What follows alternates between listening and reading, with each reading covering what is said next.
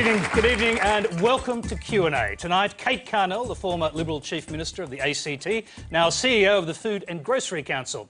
Federal Treasurer Wayne Swan going head-to-head for the first time with the newly appointed Shadow Treasurer, Joe Hockey.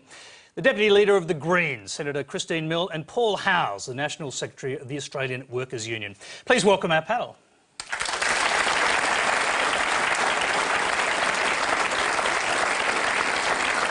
OK, as always on Q&A, it's the audience who asks the questions. And, of course, our panellists don't know what those questions will be.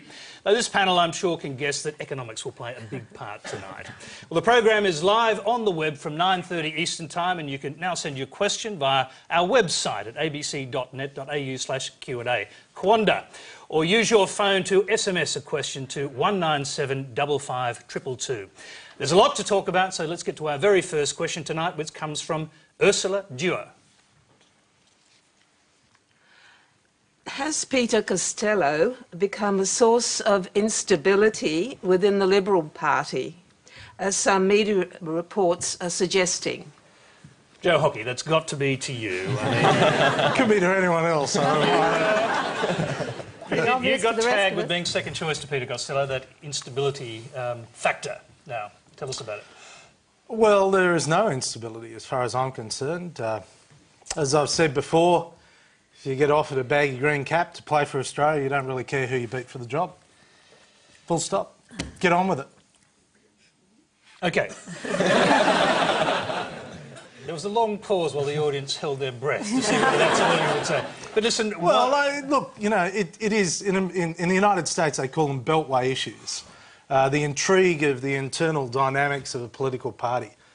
It's, you know, us discussing who takes what job is irrelevant to the Australian people. What matters to the Australian people is what we say about them and whether we care about the Australian people. And quite frankly, it's amusing, it's interesting, it's challenging, but it's not relevant to the great bulk of Australians. And it's on the front page of the newspaper. Yes. Well, so you know, it's a little bit I've more always than wondered than about editorial policy, mate. I mean, if I was the editor of a paper, I wouldn't put it on the front page. Quite well. No, I dare say you wouldn't, but luckily political parties don't control newspapers. While you're in the spotlight... Well, we own TV stations, but we don't control them either, so...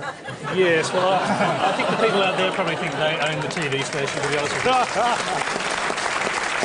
OK. This whole reshuffle seems to have gone pear-shaped. Tony Abbott's very upset today. He had to sack another frontbencher because he was rude to Christopher Pyne. What's going on? If there's no instability in the party, why sack a frontbencher? Why is Tony Abbott upset? Well, firstly, if someone does something stupid, then the leader makes a tough decision and sacks him. Now, what did he do that was stupid? Because he denies everything. Look, you know, I'm not getting into the details of it, but he put out a document and referred to a colleague. But look, Malcolm Turnbull is a very strong person. If someone steps out of line, he says, righto, are you going to apologise for it? The guy says no, then fine, you're gone. I wish, you know, Kevin Rudd had done the same with Belinda Neal, with James Biggood, with a range of other people. I mean, you know... That's what strong leadership is about.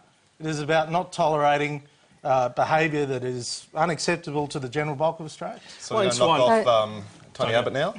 Well, Tony Abbott, that's not Tony Abbott. That's not the situation. I was referring to Corey Bernardi.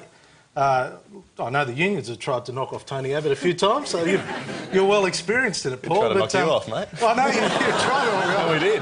Well, that's right, and you know, I'm still standing and breathing, and you know. All right, let's bring Wayne Swan in. The question was about Peter Costello. It's about instability in the Liberal Party. It's obviously something you look at from across the other side of the chamber. Is Peter Costello, do you think, someone you'll end up facing in the next election or the election after that? Well, that's entirely a matter, you know, for the Liberal Party, so I'm not going to buy into that. I mean, we're spending every waking hour dealing with the global financial crisis, its consequences for this country, and that's what we're concerned with. I'm frankly not all that concerned with what's going on in the Liberal Party or their instability. What we want to do is get the settings right for this country because the stakes are really high at the moment. So I'm more than happy to be debating policy, the future of the country, what we're going to do to cope with this global recession, to cushion this country from the worst aspects of the economic slowdown internationally. That's really what we ought to be talking about. I'm sure That's what a lot of people here tonight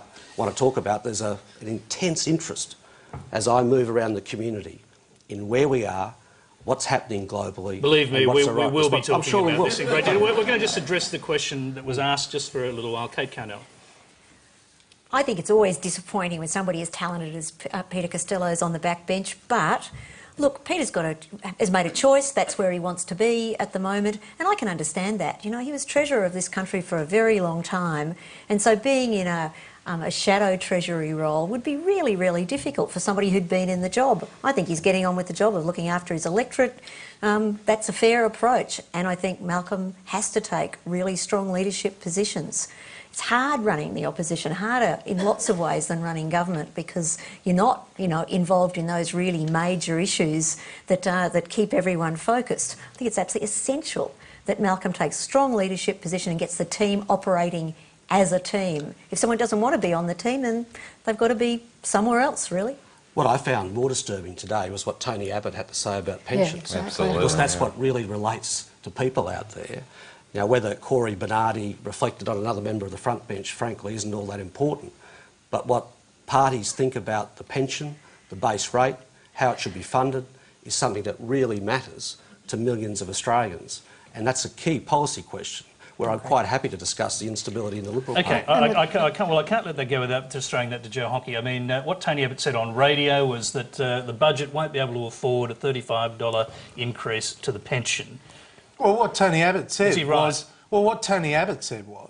that this government has been spending so much money that it has more limited capacity now than ever before to increase the pension. Now, it has been our policy, which the Labor Party voted against last year in legislation before the House, to increase the base rate of the pension for single pensioners by more than $30 a week. And we voted for it. What did you do in all the years you're in government? Well, pensioners have been absolutely done in the last decade. The Greens have been arguing for this increase. It's only in opposition you suddenly got interested in the Greens. How long have you been in Parliament? A very long time, actually. How long? I was elected in 1989 in Tasmania, a long time. No. How long have you been in federal parliament? Because you're probably not aware. In federal parliament since the 2004 election. OK. So you were there for just 3 years of the coalition government. And that was more than enough, dare I say. OK.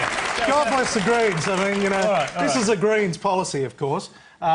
Just simply to criticise, never come up with anything constructive.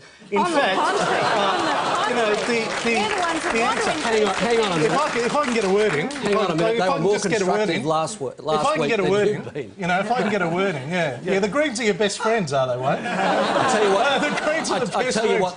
They know when to act responsibly in the Senate when it comes to jobs and growth. And isn't it interesting that in the Mayo by-election, the Greens gave preferences to One Nation ahead of the Liberal Party? That's how principled the Greens are. OK, all right. So you've made that point. Can I just get a very short answer? Sure. Is it still your policy or not to increase the pension $30 a week? Absolutely, at least $30 a week. And so what was Tony Abbott saying? He was pointing out that the government has spent so much money. You wonder whether they've got the capacity to deliver that. It's a simple point. He was saying you can't do it. No, he didn't say that. He said you wonder whether the government has the capacity to pay for an increase in the pension, given they have gone on the biggest spending binge in probably since World War II. I mean, these guys are giving drunken sailors a bad name. They are spending so much money. OK. What's left for the pensioners? All right. Remember, Q&A is live, as you can see, from 9:30 in the eastern states, and you can put your questions via our website.